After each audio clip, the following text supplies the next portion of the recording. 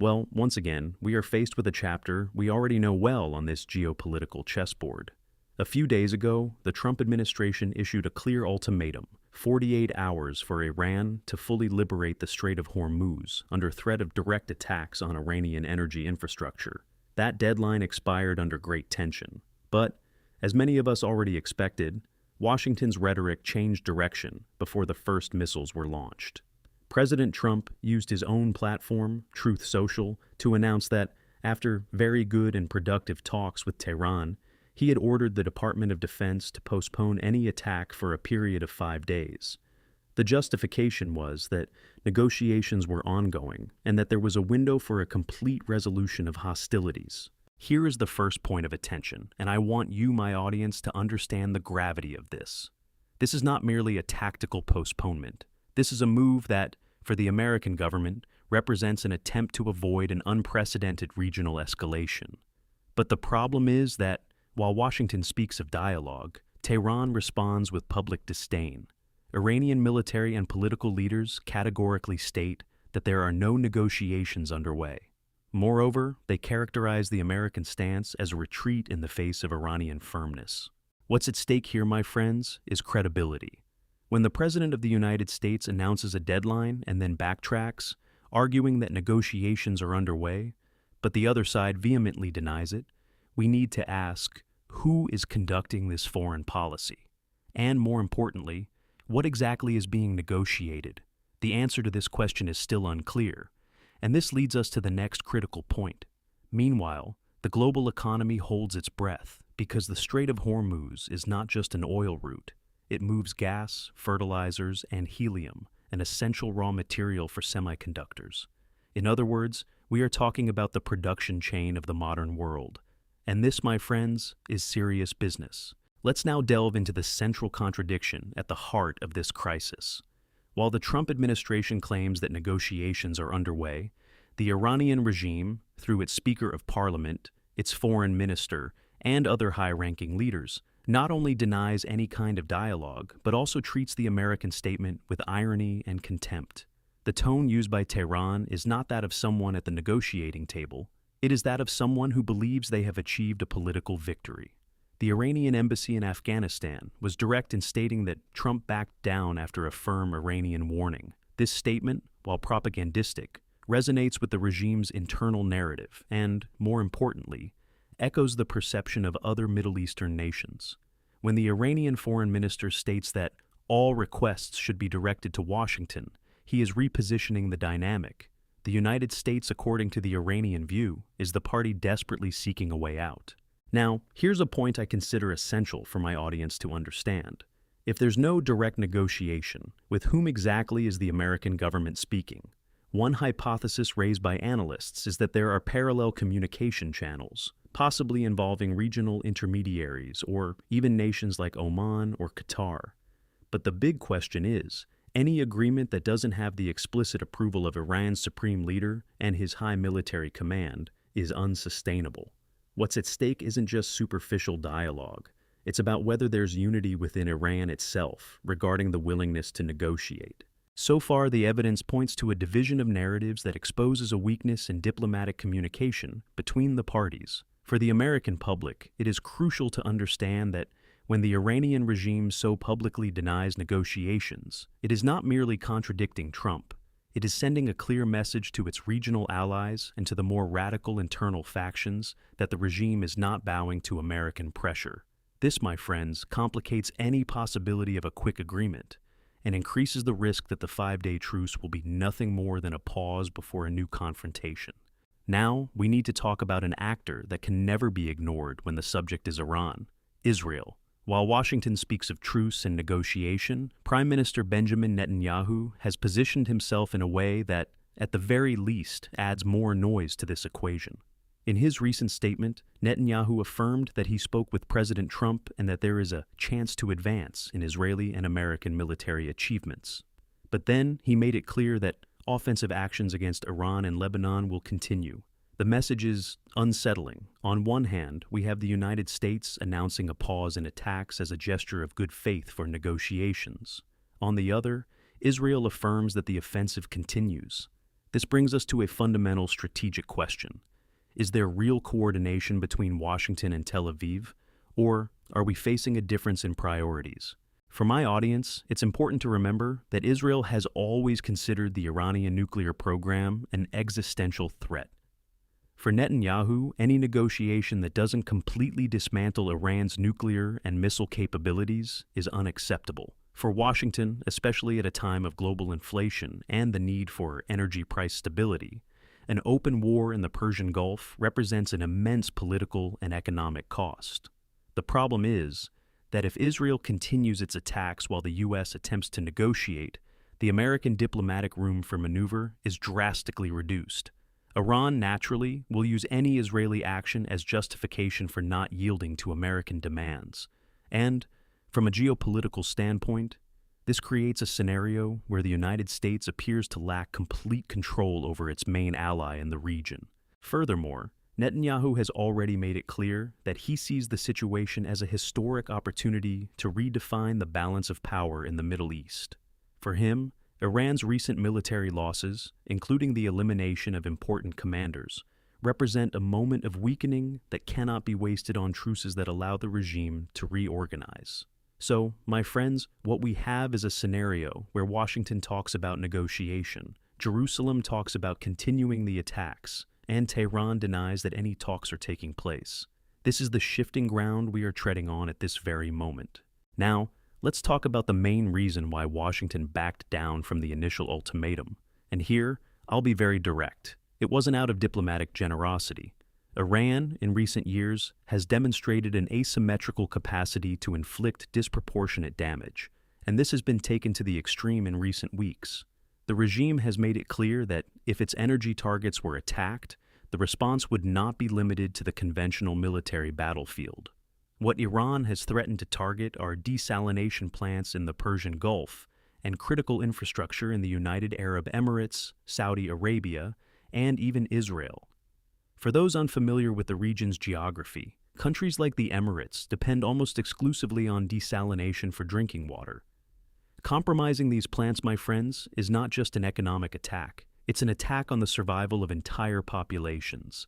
That is the red line Iran has drawn. Furthermore, there is the issue of the Strait of Hormuz. Although Iran publicly states that it has not blocked the passage, the reality is that maritime insurance companies are already charging exorbitant premiums for ships crossing the region.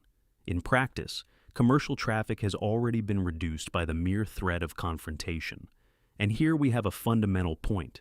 Iran does not need to attack to paralyze the global economy. It only needs to maintain the perception that an attack is imminent. This vulnerability exposes a strategic limitation of the United States.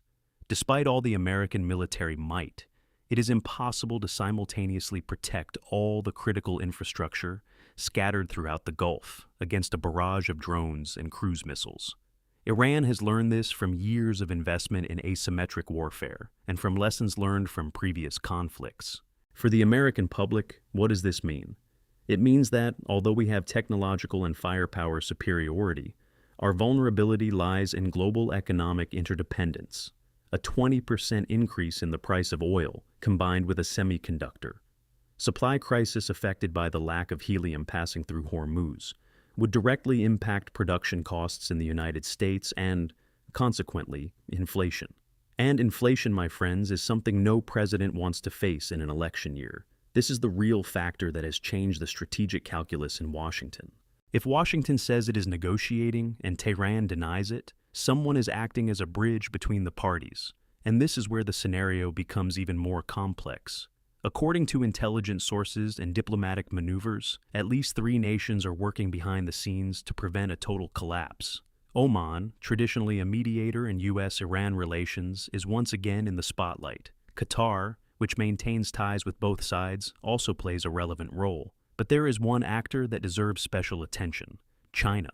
In recent weeks, Beijing has sent a special envoy to the Middle East to visit countries such as Saudi Arabia, the United Arab Emirates, and Iran. The Chinese message has been subtle but clear. China can offer a path to stability without relying exclusively on American military guarantees. For the Gulf countries, which have invested billions in economic partnerships with Beijing, this offer is not being ignored.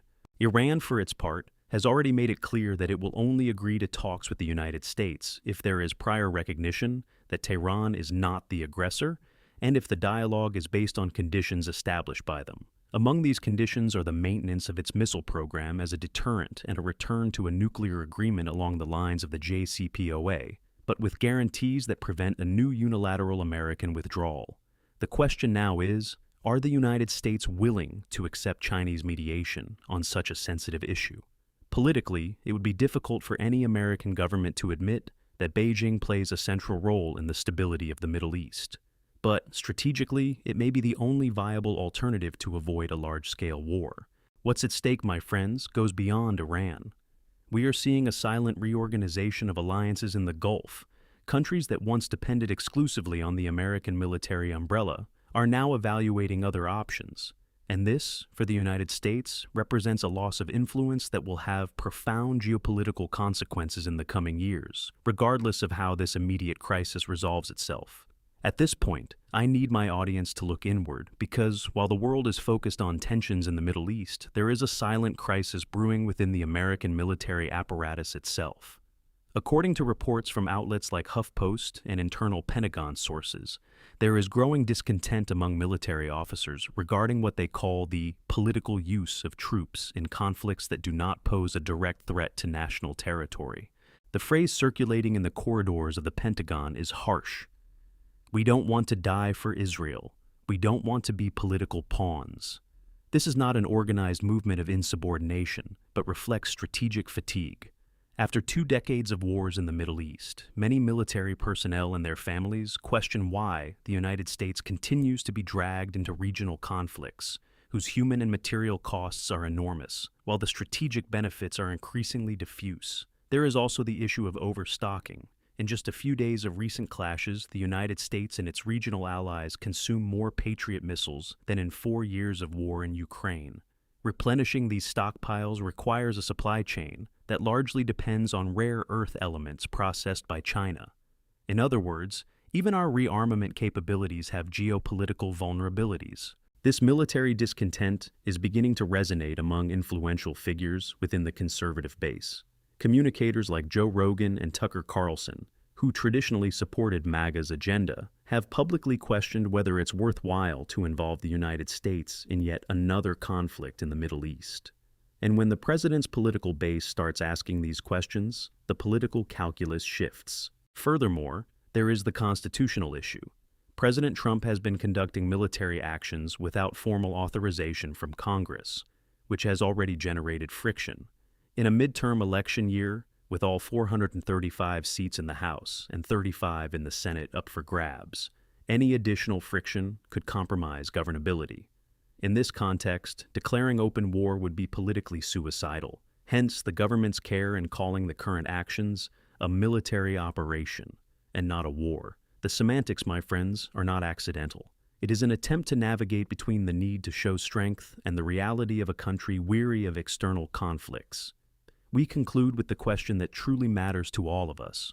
What are the consequences of all this? And more importantly, what has the Trump administration actually achieved with this escalation? First, let's look at the facts. The United States has spent approximately $20 billion on military operations in recent weeks, depleted strategic ammunition stockpiles, and generated instability that has already driven up oil prices and disrupted global supply chains.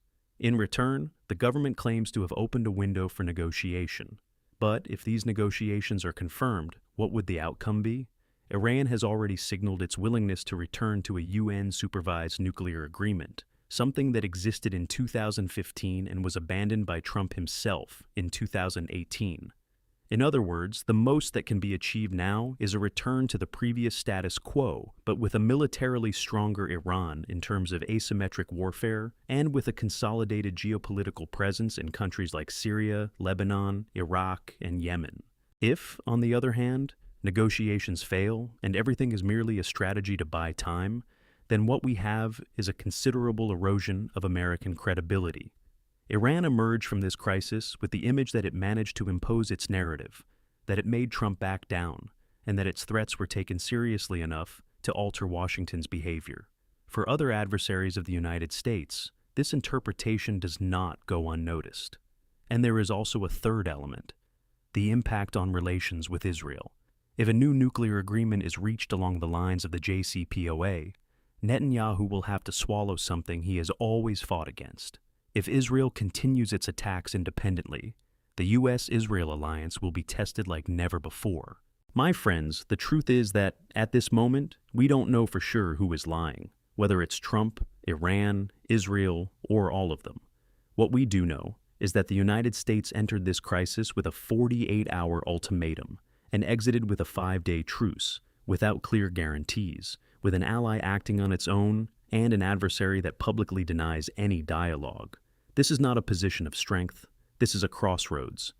Before we wrap up, I ask everyone who isn't yet subscribed to the channel to hit the subscribe button and turn on notifications, because in the coming days, new information will emerge, and you'll need to be here to understand what's really happening.